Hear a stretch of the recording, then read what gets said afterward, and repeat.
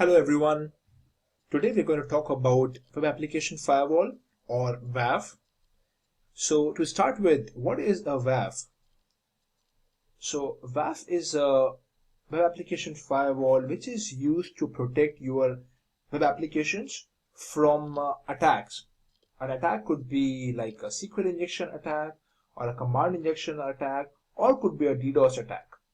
These are more on HTTP and HTTPS only. So a WAF doesn't protect you from any other attack, but only for HTTP or HTTPS. How is it different from a network firewall?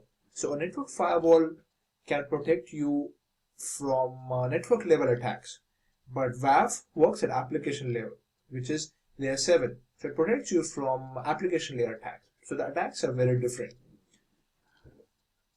Okay, so we're going to use Akamai WAF application firewall for explaining how web application firewalls work.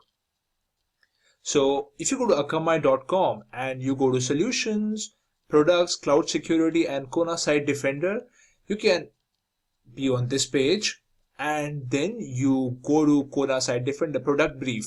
So Akamai uses this suite, which is called KSD, Kona Site Defender, to explain their web security solution.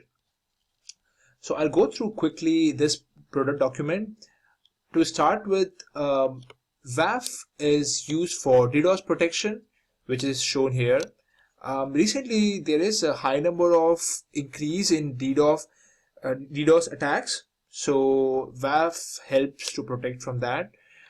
How does it protect it?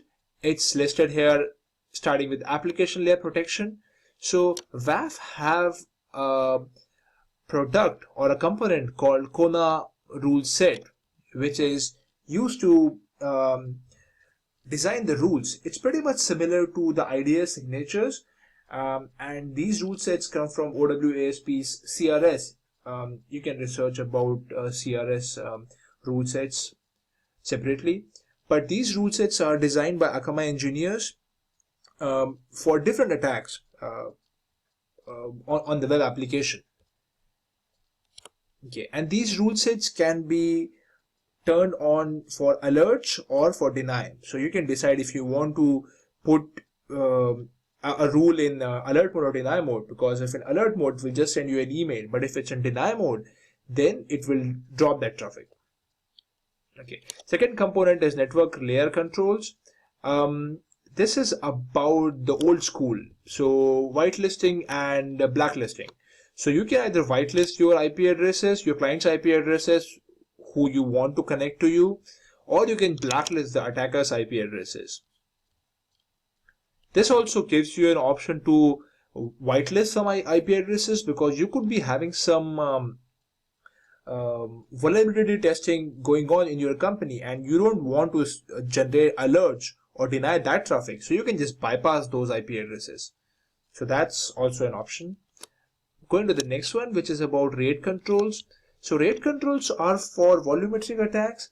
An attack could be like an attacker trying to bring down your website by generating 100 attempts per second or in less than 5 seconds. So you can put a threshold for your RAID controls and stop those volumetric attacks.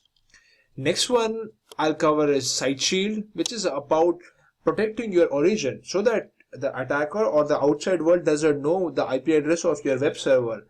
So Akamai will do the DNS part for your web origin server and replace the IP address. So the attacker or the client will only see Akamai's IP address or any web application firewalls vendor's IP address, instead of exposing your IP address, which is a site shield, putting a site in front of your origin server. Security monitor. This is about monitoring the attacks. So this has a nice dashboard which generates alerts, and you can tune down what kind of alerts or emails you want to get. So that's monitoring part for these alerts. And then the other components are minor components I won't be covering here, but fast DNS, for example, is for the DNS changes, and similarly other components. So that was a small introduction about WAF and particularly Akamai WAF. Thanks for watching.